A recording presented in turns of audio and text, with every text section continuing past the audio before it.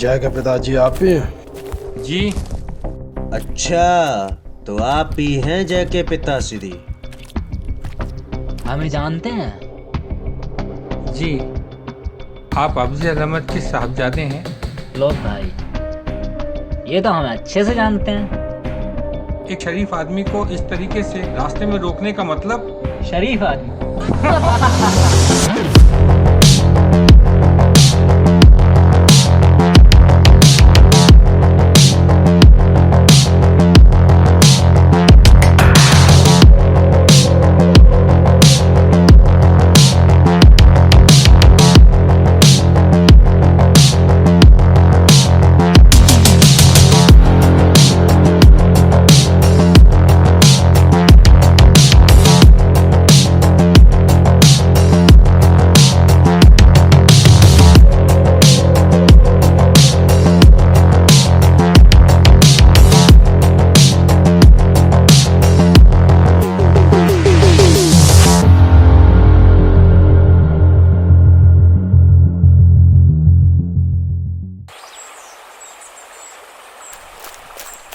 जय, तू यहाँ बैठा है, वहाँ कासिम नवाब तेरे बाप को परेशान कर रहा है।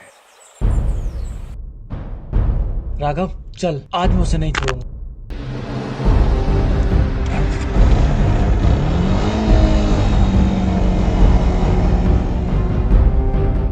अगर शरीफ हो तो शरीफों की तरह रहो ना। हम जैसे गुंडे बदमाश मवालियों के लफड़े में मत पड़ो। पर तेरे लौंडे ने मेरे ऊपर हाथ उठा लिया, अंजाम तो भुगतना ही पड़ेगा ना।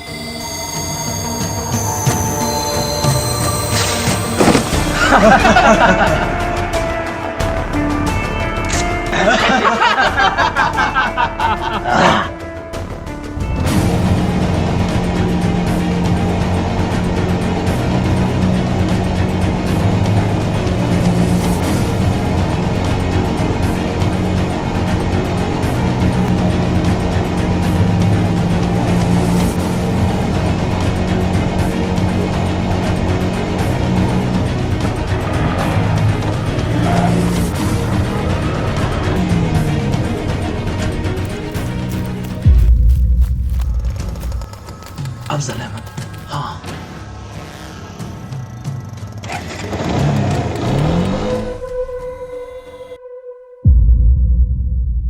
उस दिन तो मेरे भाई ने मुझे रोक लिया था, पर आज तुझे मैं नहीं छोड़ूंगा।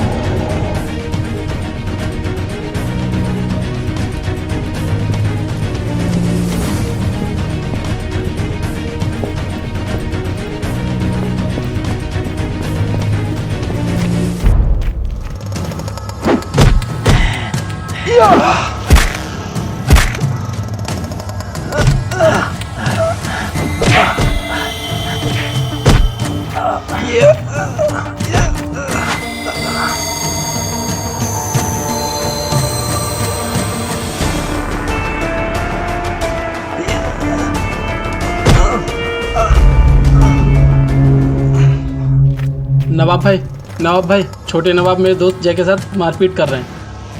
आप प्लीज उन्हें रोकिए, नहीं तो कुछ उल्टा सीधा हो जाएगा। क्या हो जाएगा? तेरा दोस्त जय मेरे बेटे को मारेगा? मेरा वो मतलब नहीं था। तो क्या मतलब था? भाई देख, तेरे दोस्त ने मेरे बेटे के ऊपर हाथ उठाया, तो उसके अंजाम के लिए तो तुझे तैयार रहना ही चाहिए ना। पर उसका बदला वो मुझे मार के ले चुके हैं। अरे बच्चे, बात बदले की नहीं है, बात है इज्जत की, खौफ की। इस इलाके में हमारी इज्जत है, हमारा खौफ है। अब अगर कोई उंगा पुंगा जय विजय आकर हमारे बेटे के ऊपर हाथ उठा देगा तो हमारी इज्जत की तो माँ बहन हो जाएगी ना। खौफ तो बनाकर रखना पड़ेगा ना आम आदमी के अंदर। पर अगर आम आदमी बिगड़ गया तो आपकी ये सल्तनत खाक में मिल जाएगी। धमका रहा है? मैं सिर्फ आपको आगाह कर रहा हूँ।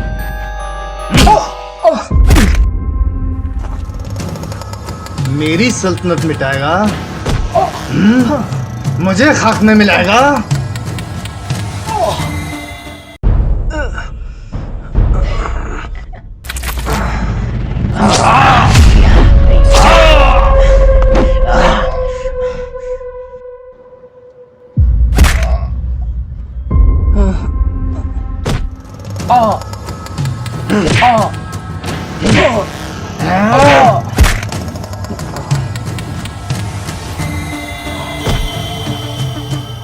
अब तक तो मेरे बेटे ने तेरे दोस्त और उसके बाप को खत्म कर दिया होगा।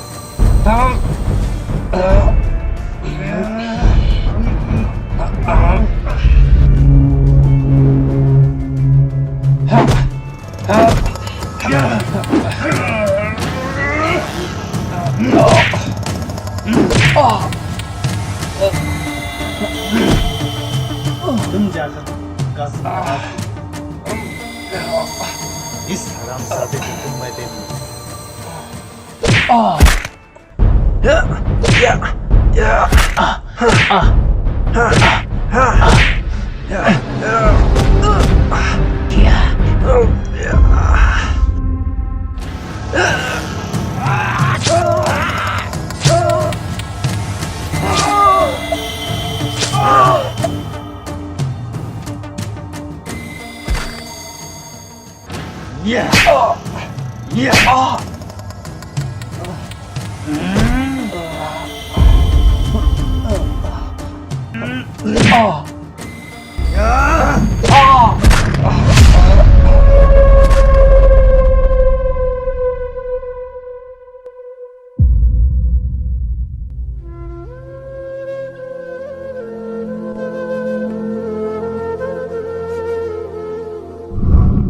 तुम्हारे साथ जो हुआ बहुत गलत हुआ, पर अब मैं तुम्हारे साथ हूं। मैं तुम्हें दिखाऊंगा अफजल अहमद की बर्बादी का रास्ता। उस पर कब, कैसे और कितनी चोट करनी है ये तुम्हें मैं बताऊंगा।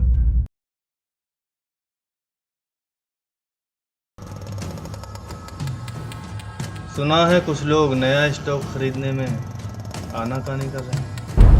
हमारे साथ धंधा करना नहीं चाहते। इसका कारण है हमारे कारखानों और गोदामों में आग लगना। ये जिसने भी किया है उसे तो हम नहीं छोड़ेंगे, लेकिन इस बुरे वक्त में हमारा साथ छोड़ने वाले भी बख्शे नहीं जाएंगे।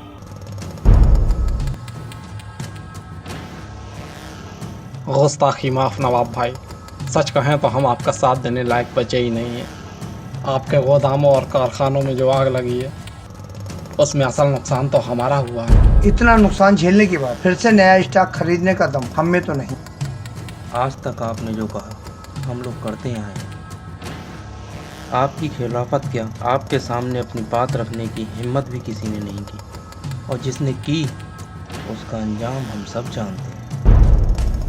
लेकिन अब बात परिवार की, हमें भी अपना परिवार देखना है,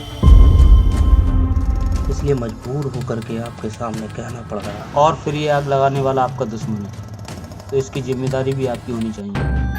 माल मेरे गोदामों में था तो जिम्मेदारी भी मेरी बनती है, लेकिन ये मत भूलो कि मेरी मर्जी के खिलाफ इस इलाके में तुम लोग ना ही कुछ खरीद सकते हो ना ही कुछ सेल कर सकते हो। इसके बावजूद मैं तुम्हें नुकसान का 50% देने को तैयार हूँ। जो भी नुकसान हुआ है मिलकर भरते हैं। लेकिन वो बस और कुछ नहीं। वैसे भी मेरे गोदामों से ज़्यादा महफूज जगह दूसरी इस इलाके में नहीं है, और पिछले 20 सालों में ऐसा कभी नहीं हुआ है। जिसने भी ये किया है उसे अपनी करनी पर पछतावा ज़रूर होगा, ये मेरा वादा है।